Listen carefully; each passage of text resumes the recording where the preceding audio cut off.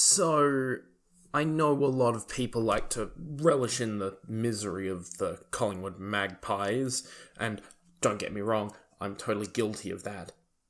But man, if there was one year that I really wanted Collingwood to make a grand final, it was this year. And after the, we'll go lackluster final, it only stings that much more. But, you know, I'm not here to talk about what could have been, I'm here to talk about what was. And so today, I'll be going through the 2019 season review for the Collingwood Magpies.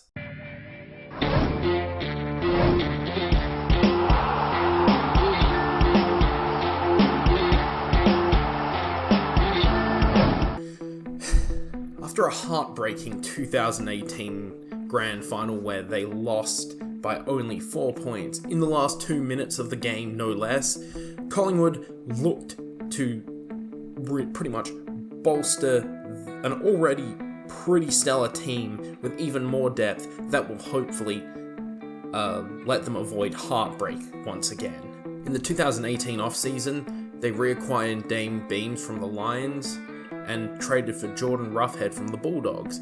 Now, outside of Beams, seems like a pretty quiet trade period, but the trade ended up paying dividends as Roughhead was probably one of the best and most versatile backs for the entirety of for Collingwood's entire season. Going into the draft, they picked up 2 highly recruited prospects in academy pick Isaac Quaynor and father-son pick Will Kelly, brother of Jake, son of Craig. Now to get into the season proper, and like many teams throughout the year, and I'm kind of getting sick of saying this, they yo-yoed, going 2-2 in the first 4 weeks before finally and thankfully stabilizing, winning 7 games straight and going into their bye week 9-3. Post-bye, they were a little less consistent, going 6-4, finishing the season 15th and 7th. During that 7-win streak, there were some absolute drubbings. They absolutely spanked the Lions up at the Gabba. And then, on the other hand, there was some very close and skinnier teeth style victories, like the Anzac Day clash against the Bombers, where arguably an umpiring mistake cost the Bombers a match, but doesn't reflect in the ledger. Let's just move on. Like I said, they were good enough to finish 4th and a double opportunity in the season. But there was one thing that was really consistent with the Collingwood season, and that was some bizarre stuff happening to their players. Now, injuries to the likes of Mason Cox, Ben Reid, Dane Beams, Taylor Adams, Ed Langdon, they're all normal. And even players like Jordan DeGoey missing a handful of matches throughout the season. But those are to be expected in a football year. What wasn't suspected was when Rising Star winner from the 2018 season, Jaden Stevenson, got suspended for 10 games for placing a bet on his own team. Now, that is a really stupid idea, and the punishment was pretty severe for a relatively, I guess, minor crime, but you know.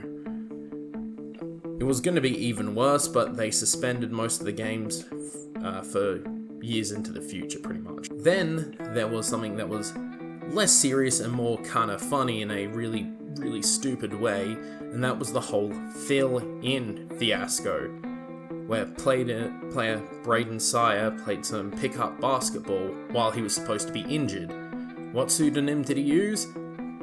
Fill in. Get it?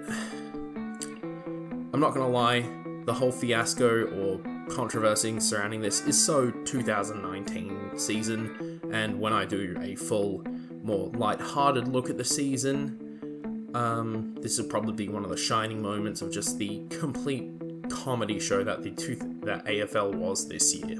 Even though players were dropping like flies due to their own incompetence or just injuries, the Magpies, like I said, still looked very, very good.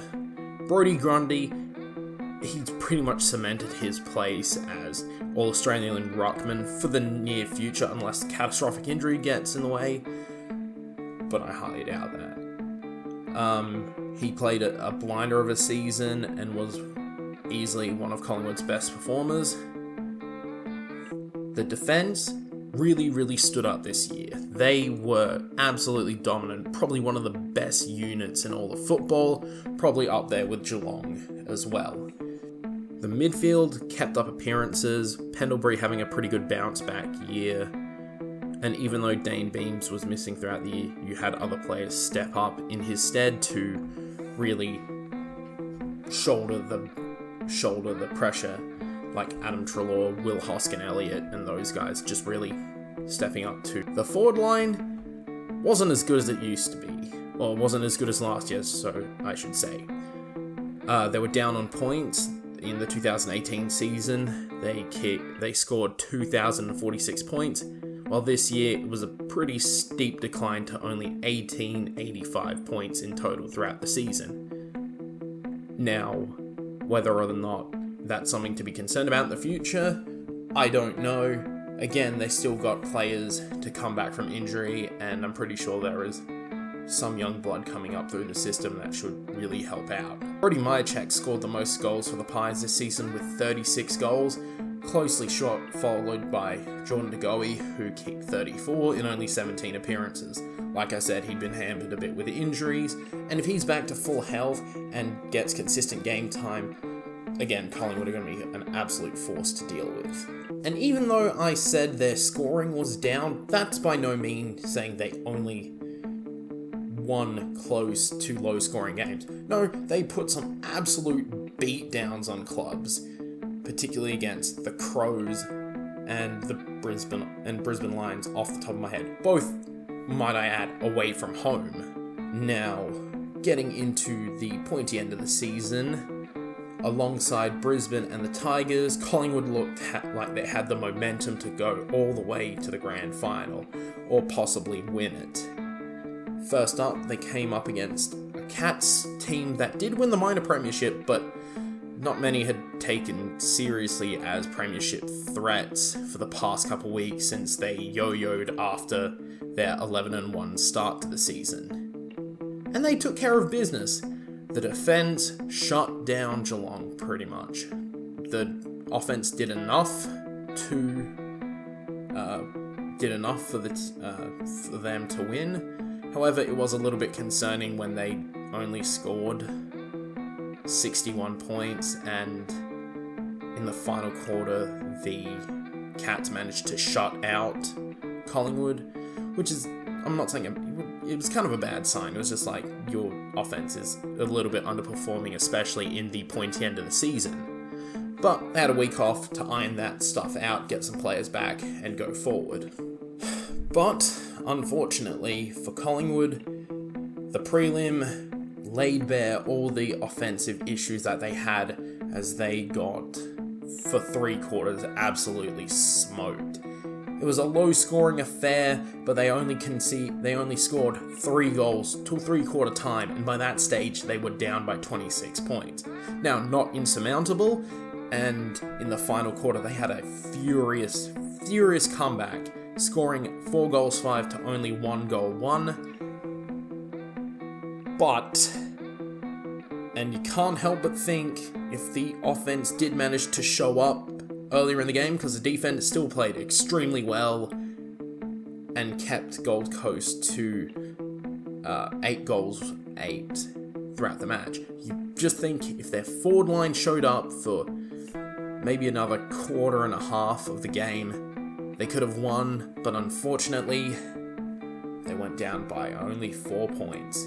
Yeah, it was a really disappointing and sad way to see the season end for the Pies, who, again, I'm pretty sure would have made a way more interesting grand final than the one we did get, but alas, that's just the way the cookie crumbles. Even though it was an exceptional season and it kinda ended in heartbreak for the Pies, I don't see them going anywhere outside of more catastrophic injuries to a lot of their key players, but even then I think they have the depth to step up. If I were to give Collingwood a rating, I would give them a 9 out of 10. Again, you might be thinking a 15-7 record, heartbreaking prelim final loss, and the forward line wasn't looking too good. Still, with all the turmoil, especially on the players' side, and all the stupid decisions that some of them made, it was still a really, really good season. And honestly, like I said, they were one of the 3 teams by the end of the year looked like they had a real chance to win the premiership. But alas, Collingwood fans will need to suffer another summer of discontent before they get their next shot at redemption. If you enjoyed the video, please remember to click like and comment down below to let me know how I did. Also, if you want to see more football related videos or other season reviews we've done, click subscribe and ring the bell to stay notified of all new content coming your way. If you want to discuss football, and especially the trade period, which is honestly one of the most interesting parts of the year, and it comes right at the end, please join our Discord, link in the description. And now, this is the third last season review, obviously with the 2 competitors in the grand final being done tomorrow and the day after. But then we get into the off season, where I'll be doing a couple of videos on the trade period, the draft, and all that good stuff. And like I said, a lighthearted review of the 2018-19 season in general. But unfortunately, those will take a little bit of time. So, till next time, see ya.